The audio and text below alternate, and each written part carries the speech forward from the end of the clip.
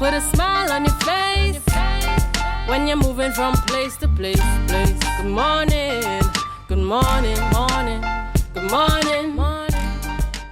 Good morning, viewers. It's just about 7:33 a.m. and welcome back to the Tobago Updates morning show, coming to you here live from the Port Mall in Scarborough, Tobago. I'm Julien Skeete, and as we prepare to head on into this segment, we're happy to welcome on set, as usual, the general commitment of the T.T.P.S. to keep us updated, the Trinidad and Tobago Police Service. And this morning we have on set with us Inspector Alicia Piggott. Good morning to you and welcome. Good morning, sir. Good morning to Tobago and good morning to wherever in the world you all have been looking at. All right. And as we get the conversation started, you know, it's that kind of time in Tobago that we're not so happy about. Yes. with the things happening on the ground. Most recently, the incident that took place in Scarborough on Saturday. Can you give us any updates coming out of what appears to be something we've not grown accustomed to at all in Tobago? Well, as we know, around 7:28, the police would have received information that there was a shooting between Wilson Road and Milford Road. In that area on the corner, if persons don't know, opposite KFC area, and where 4 persons were shot. One of the persons are still hospitalized, and the police is actively and aggressively investigating. No one yet have been arrested, but we also asking persons if they have any information, if they see anything that warrants the police knowing or they heard anything, we would like the persons to inform the police. But it is being actively investigated. We see, particularly in areas like these that are so direct, so to speak, and by that I simply mean whether it be CCTV cameras, whether it be people always in those areas liming, etc. How do you hope to get the wider cross-section involved? I know we have spoken to some of your colleagues before, and there's always the conversation about going beyond just the police officers themselves to be able to treat with crime fighting. No, well, we asking persons, I mean, you will have persons, the layman, as we would say, on the street, who could see something and say something to us. You also have those same persons who are parents. We have the persons who are business people who can have some input. You can, as I always say, if you do not want to contact us, you can call 800 TIPS or 555. But the police cannot do it alone. So yes, we would want to depend on these persons. We want to depend on the pastors at the church to spread the message, to let the members of the congregation know that, listen, speak to your children, speak to your families, persons who have issues, to go for counseling.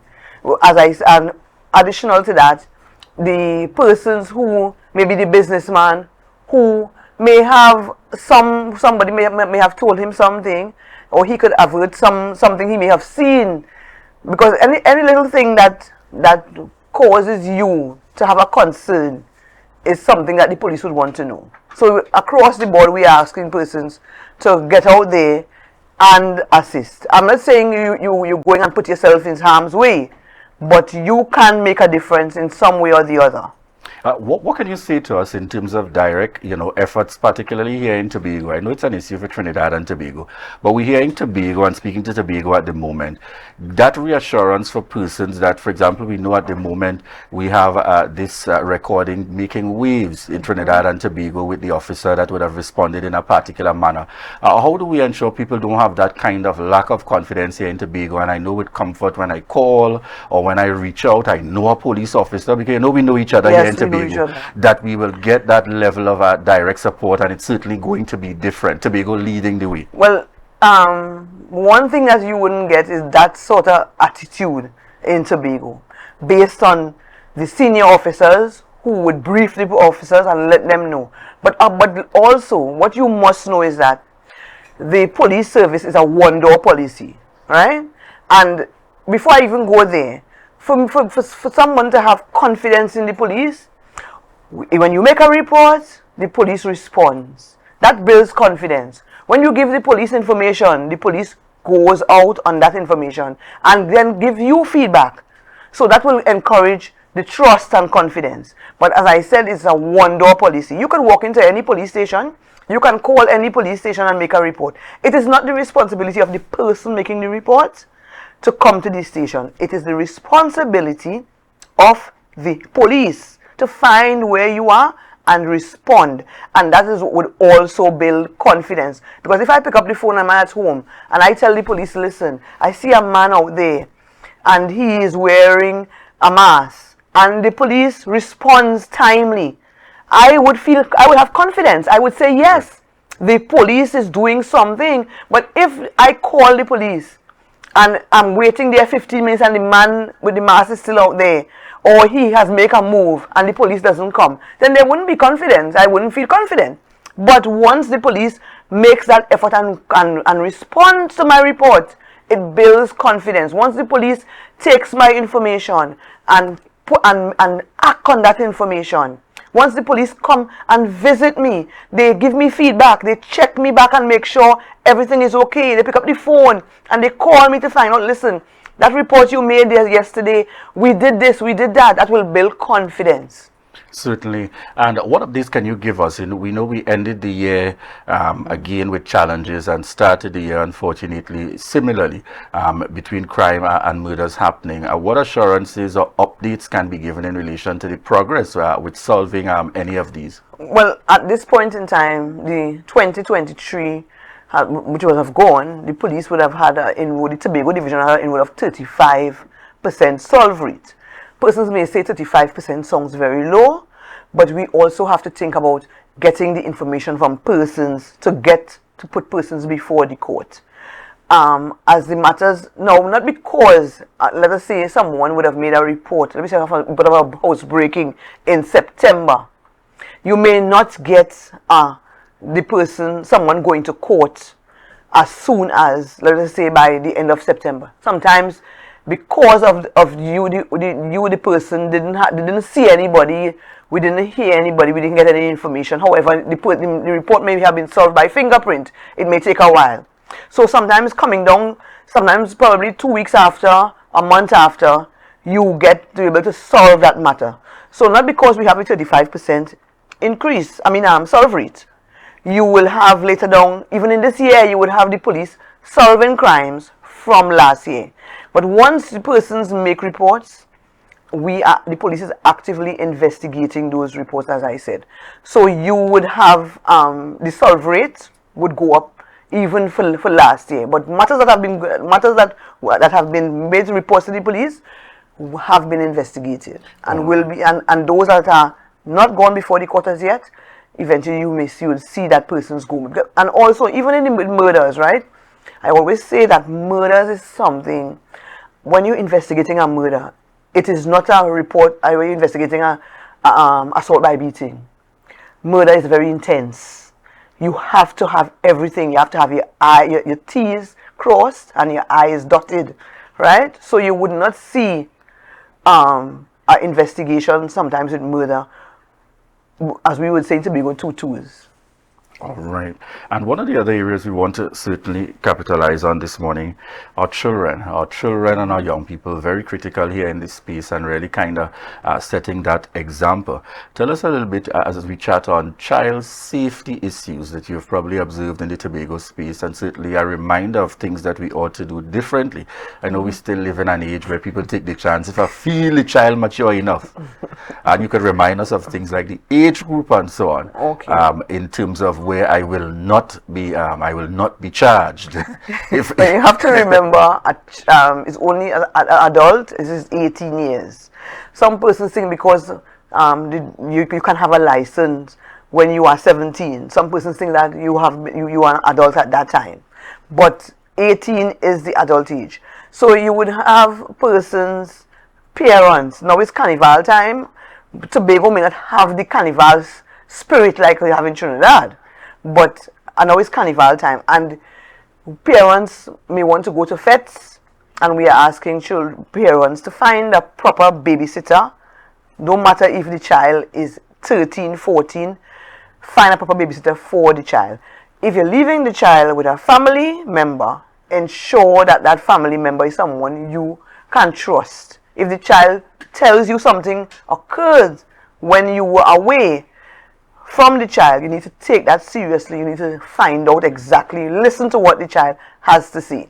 And as we have this gang involvement in Tobago, I also want to say to parents, know where your children are.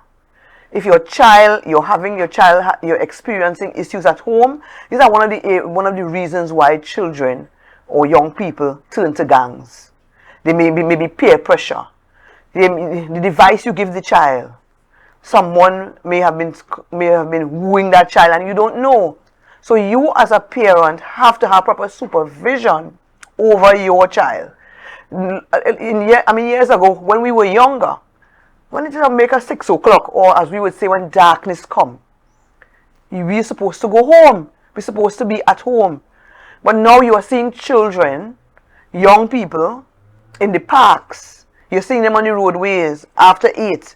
And then when they come into your house at that time, and you allow them to do that, you don't have any proper control. And then you will find now that the child will come home. When the child come home, whatever time the child wants to, then then you cannot tell the child anything eventually, and then you would want to turn to the police or turn to an agency to say, listen, I can't control my child. I want you to talk to my child. But then how could you want somebody, and I keep saying it, how could you want somebody to talk to your child for one day with a child that you have been living in your house for years, and you want a change when you bring that child to me, to speak to me for one day? I can't put a change on that child. You probably should have to have counseling. But we are asking parents, you have to have a little more handle, a more rigorous handle, supervision. School ends at 2:45. Give the child 45 minutes to an hour to get home. If you want to give the child a longer period, fine. The child has classes. But you must have some stability time to give that child to get home. But you see, some parents will now ask, what is that right balance in terms of managing the child? Because again, we saw recently on social media a mother who, to many, was managing that child, and by and large, before we came into all these components of the law and implications, we know that from the times of our grandparents and our great-grandparents, you give them a song licking to remind them who is responsible. But now we have so many laws that parents almost have to balance between, I do put on too much force, but I do let go too much. What for the parent out there that feels, because a lot of parents felt that was normal, that we got that, back then our parents got that, and it helped for them to be straight. You probably even got some of that, and it helped for you to be straight and narrow. Where do we find that middle ground now with parenting and the law, so as to ensure I don't break the law, but at the same time I give them just enough to remind them who is in charge? You would not discipline the child with a hose. You wouldn't discipline the child with a pot spoon.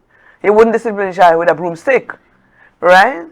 It is your child. Right, so you have to know the amount of force that you would be giving this child, right? That same video I saw where the parent was somebody was holding the child's foot, one of the child's feet, right? That is a no-no. You want to discipline the child. I think I even saw where the parent cut the child hair, right? And that has far-reaching effects, not only with the parent, but the child, the person who videotape it. Yes, they want him to know that, listen, the mother be giving the child a song cut tail, but that has far-reaching effects for the child itself. Because when I go back to school, I would not feel to go to school, right? But want to say to parents, discipline your child, yes, but you have to know the amount of force that you're going to use. You're not going to beat the child with a broomstick. If you give the child a lash, you're not going to beat the child in such a way that you will swell up the child's face. That is where the problem will come in, right? So you have a child at your home, if you don't always have to beat, because sometimes you beat a child, and I'm not saying you're beating the child. Please don't go the way I said you're beating a child until the child swelling and that thing. You want to discipline the child, you could find other ways of disciplining the child. You can take away the child's phone for a period of time. You can take away the child's tablet. You can give the child times in the night that you're not to watch television.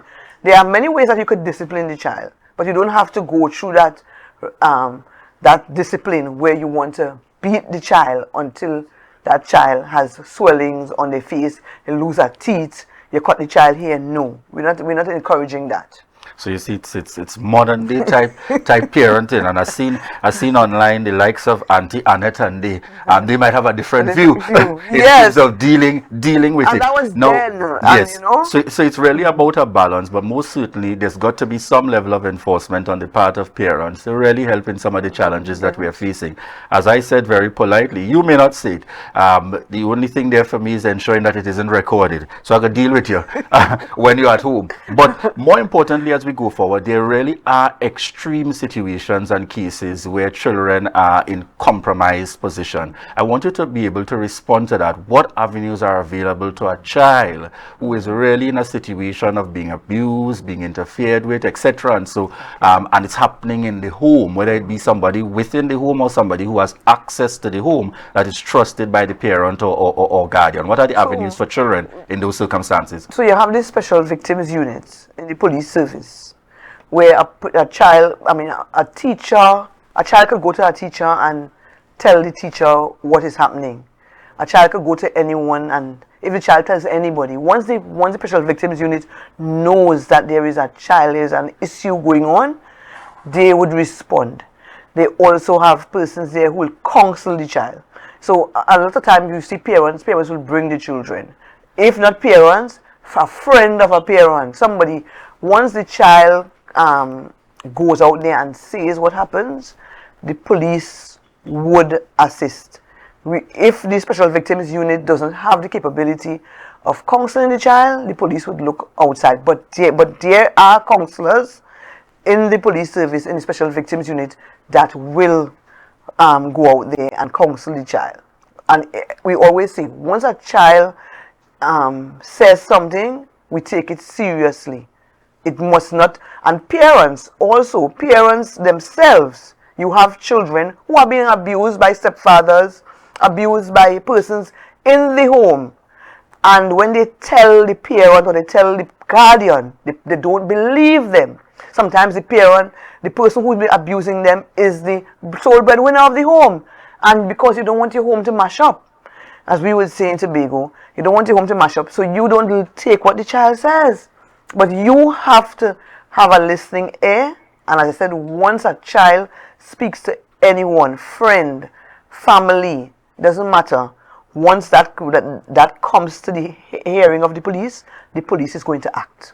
All right. As we close this morning, in the event of an emergency, remind us of those contact numbers for the T.T.P.S. Okay, so you can call 639. They have Crown Point 639 is 8007, and I want the people in the Crown Point district to know that. Before, you had the 639-0100 and 0200. That is not working. So you need to call 639-8007 for the Crown Point. Shervan is 639-8888. Roxborough is 660-4333. Charlottesville is 660-4388. Scarborough is 639-2512. But if you don't have money, sometimes you don't have credit, call the 999. But I want you to remember, though, 999 answers in Trinidad. So you need to give them a proper direction. Sometimes, because sometimes, you know, the 999, as I said, the police over there wouldn't know the terrain in Tobago. But give them the proper information. You live next to this mango tree, the mango tree is on the left. You live next to so-and-so shop. Give them the proper information that we would be able to assist. And if you, as a person out there, do not want to speak to the police, and you have information for us, and you want to get money for your information, for God's sake, please, call 800-TIPS or 555. Because, like Max and House used to say a long time, he needs the money, we need the information. All right, certainly there. And when you hear Inspector Alicia Piggott speak, you know, and they are so passionate about what they do, and we really look forward to being able to make those kinds of inroads. Inspector Alicia Piggott, we want to thank you very much for joining us here on set this morning. And, you know, I also appreciate the fact that viewers are on the live and putting in their own 2 cents. One speaking about Rodney Piggott, the formula is rites of passage. Carl Hector speaking to academy and training for a greater period for all our police officers, and the list goes on. We want to thank each and every one of you very much for continuing to choose the Tobago Updates morning show. And at this point, viewers, we prepare to head on out to a break, and we want to remind you that this is your opportunity to share the live, share the live, share the live. We'll be right back.